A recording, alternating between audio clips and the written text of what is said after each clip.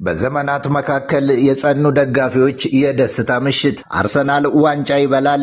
አዎ ሆኗል መልሱ። የለንደን ሰማይ ወደ ቀይነት ተቀይሯል። የመድፈኞቹ ትንሣኤ ከ22 ዓመት በኋላ በቪታሊቲ ስቴዲየም ተበስሯል። ከሁለት አስርት ዓመታት በኋላ ከፈረንጆቹ 2004 ጀምሮ የዘለቀው የአርሰናል ደጋፊዎች የዋንጫ ጥማት ሊሽር የአንዲት ነፍስ ወደ ምድር መጥታ ወጣት እስክትባል ተስፋ አስቆራጭ ነበር። ደጋፊዎቹ ግን በጽናት ስንት ጉድ መጥቶ በሄደበት ትንፋሻቸውን ውጠው ጠብቀዋል። ዓለም ቅርጿን ብትቀያይር፣ የዓለም ዋንጫ ወደ አፍሪካ ምድር ቢመጣ፣ እነ ቤጂንግ የዓለም ዘዋሪ ቢሆኑ፣ ኢትዮጵያ አባይን ገድባ ድግሷን ብትመርቅም አርሰናል ግን ዋንጫ አልበላም። ዛሬ ግን ኤሚሬትስ ስቴዲየም የናፈቀውን የፕሪሚየር ሊግ ክብር ዳግም አግኝቶ የደጋፊዎቹ ምድር እርዳለች፣ ምድር አርግዳለች።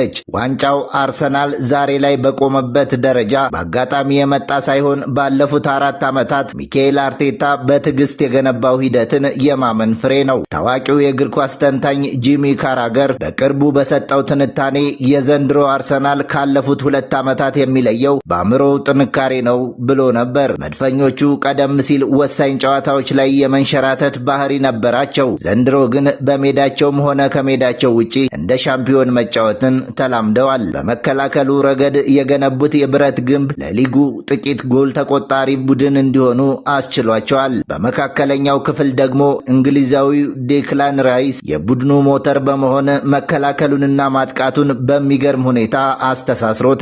እግር ኳስ በሜዳ ላይ ቢጫወትም አሸናፊው ግን በቁጥሮቹ ውስጥ ቀድሞ ይታያል እንደሚባለው ሁሉ የመረጃ ትንታኔዎች ለአርሰናል ትልቅ ተስፋ ነበራቸው። አርሰናል ዘንድሮ በንጹህ ግብ መውጣት የሊጉን ክብረ ወሰን አድሷል።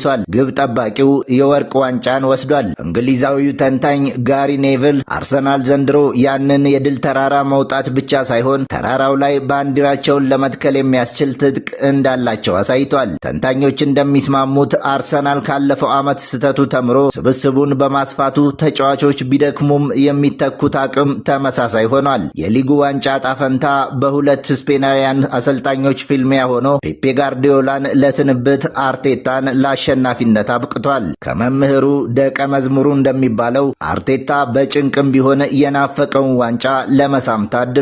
የኖርዝ ለንደን ፎርኤቨር መዝሙር በኤሚሬትስ ሰማይ ስር በድል አድራጊነት እየተዘመረ ነው። የሉዊስ ደንፎርድ ግጥሞች ይህ የደሜ ቀለም ነው፣ ለዘላለም የኔ ነው እያሉ ሲያስተጋቡ በደጋፊዎች አይን ላይ የሚታየው እንባ የክለቡን ጥልቅ ትስስር ያሳያል።